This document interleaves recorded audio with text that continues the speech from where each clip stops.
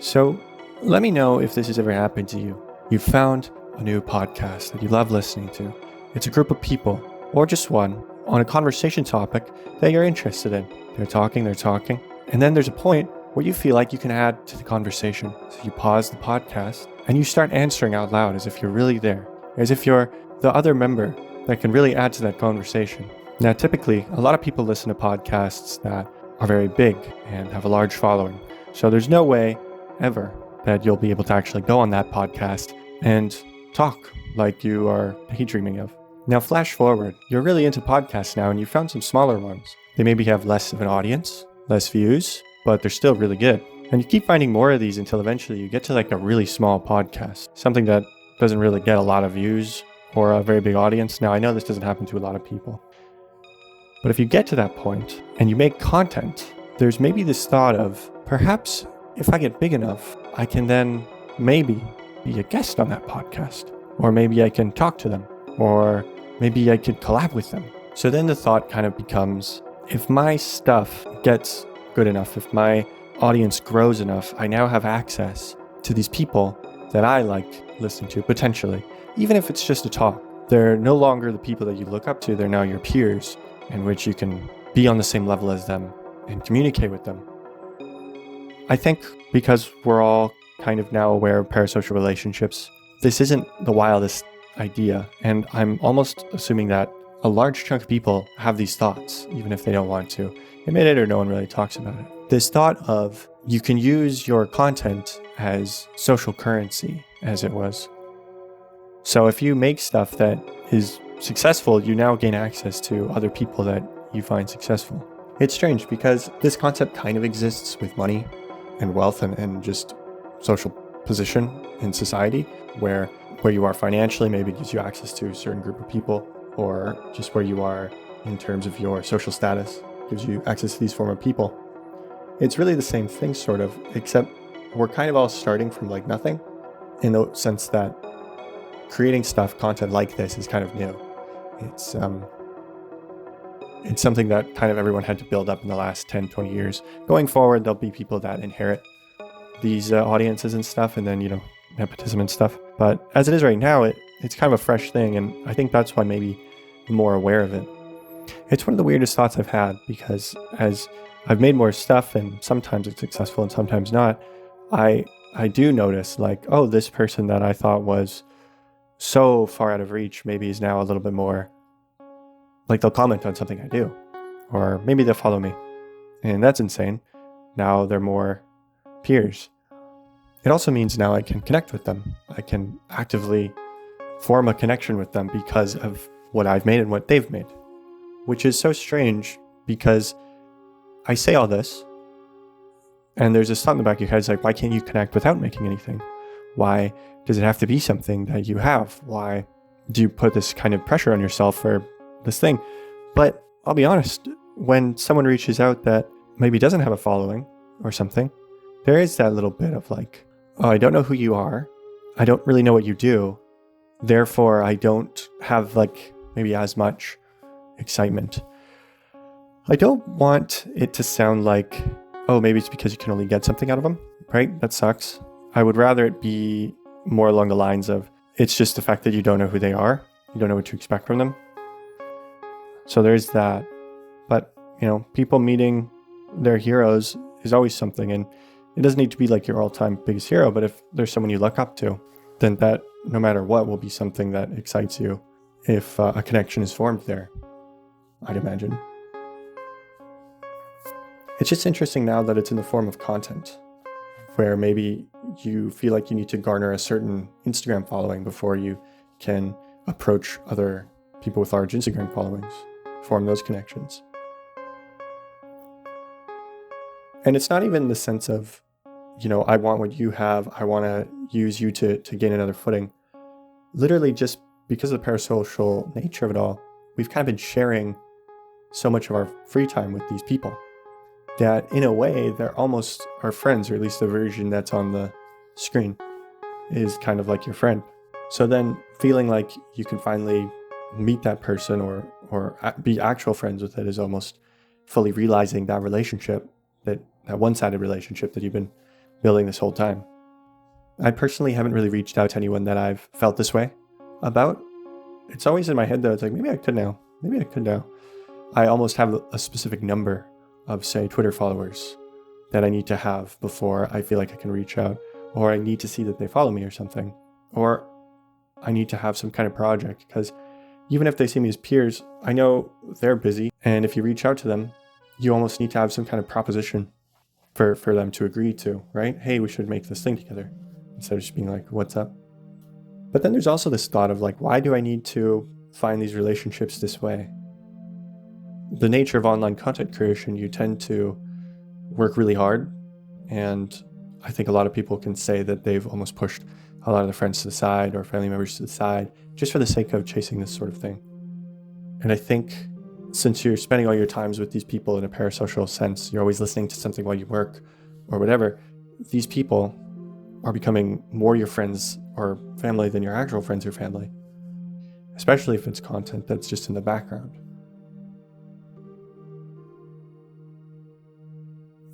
I wonder if there's a kind of numerical, like a number value that you can put on certain social medias, specific followers. Obviously, I know it's more what you're like, more or less what you're going for, but do YouTube followers mean more than Twitter followers, mean more than Instagram followers? Is there like a hierarchy for that sort of thing? In terms of what kind of platform you probably want to grow more, it would probably be YouTube, from what I hear, because it's one of the only more viable income strategies compared to, other ones. But I know YouTube subscribers don't really matter so much anymore. So then it becomes, what type of follower is more valuable if YouTube subscribers are not really that valuable anymore? But if it's just this broad audience, I guess any audience that's willing to pay is probably the most valuable. Patreon, Coffee, those sort of things.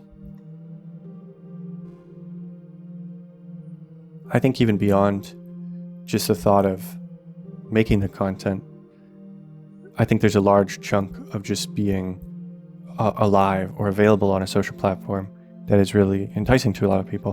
What I mean by that is sometimes you just post content just to make sure that maybe the algorithm still notices you a bit, or if people still know you're there. There's a lot of people that can disappear and come back later on their channels or to their audiences. They can just vanish and come back and it's all good.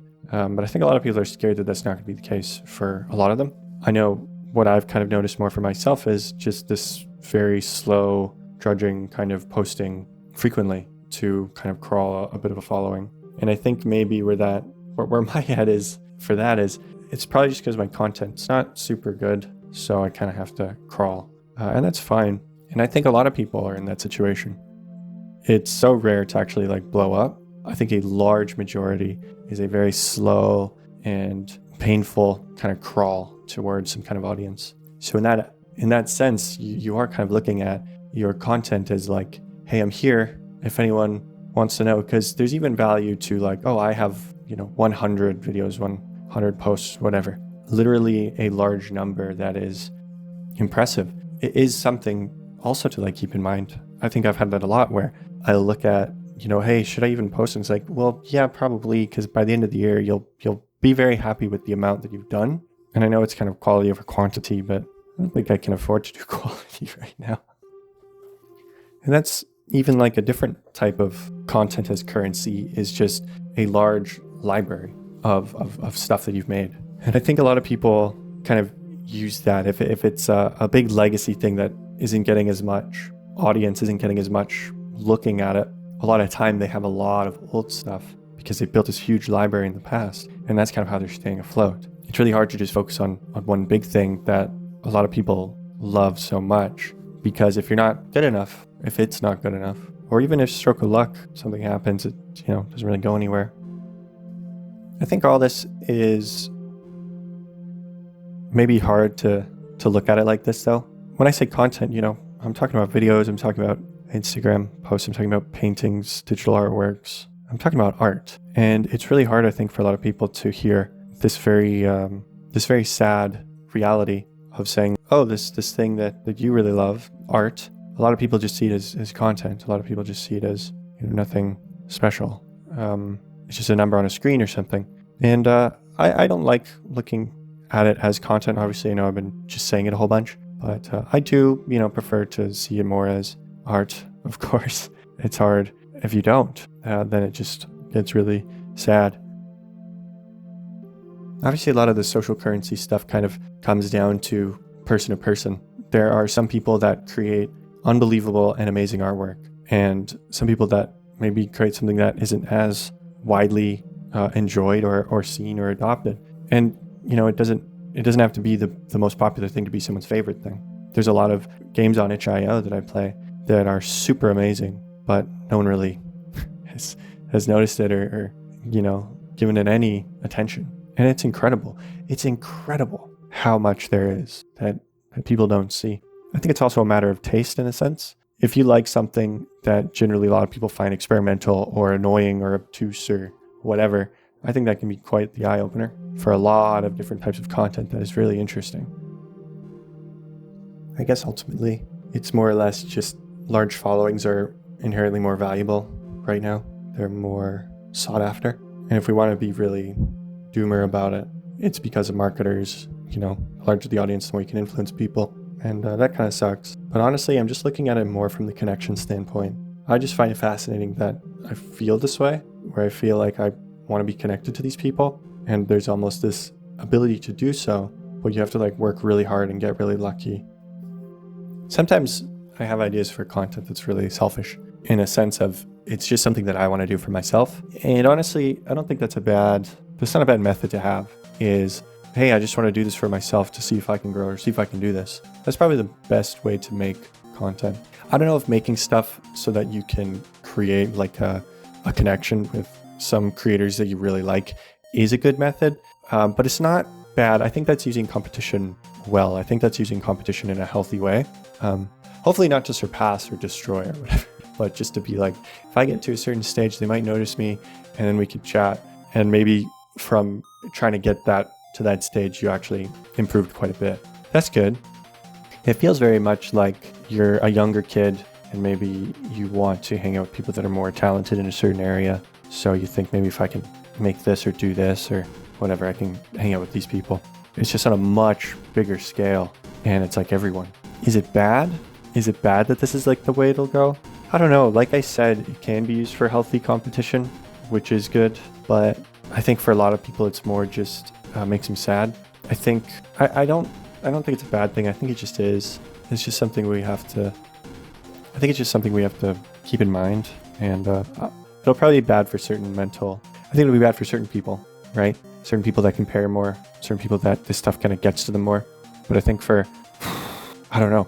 What I've kind of seen, at least with myself, and I know I'm not the judge of everyone, but what I've kind of seen a little bit more is the sense of I'm noticing that these are problems and I'm being active on kind of changing how I consume stuff or whatever. I'm actively not being on social media when I'm in a bad headspace or not being in places that I compare myself frequently to others. I'm trying to, but I guess I'm still trying to make these things. I'm still trying to put content on YouTube. I'm still trying to post stuff on Twitter and stuff. That's kind of because I feel like I have to grow or, something bad will happen. Maybe that's it. Maybe a lot of people feel they got to be here or something bad will happen or they will be left out of culture as a whole, right? If you're not even making something, are you doing anything? And I think as the tools got easier to use, TikTok and video editing on your phone, mainly image editing on your phone and stuff, it's getting so much easier that it's well, why wouldn't you? Why would you not?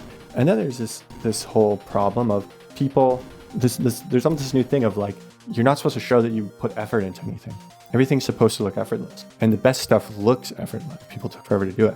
And that's kind of, I don't think it's a new thing necessarily, but it feels like a new thing for online content creation almost, because everything can be so good. So if something's kind of, it has that special sauce, but it's not very good, the camera quality's not great, the sound quality's not great or something, it has that extra edge of oh, this person didn't try. And that's kind of awesome, isn't it? It's almost powerful. It almost feels like if they wanted to, they could, but they don't. And that's kind of cool. When fashion looks like garbage, it's almost I don't know, maybe kind of like that sort of. But yeah, I think it's getting too easy.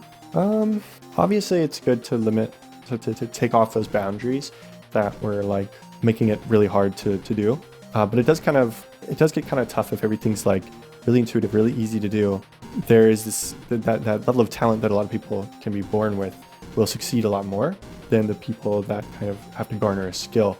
And maybe the people that have to garner a skill, now that they see this competition of a lot of people that are so effortless, they will just kind of not participate.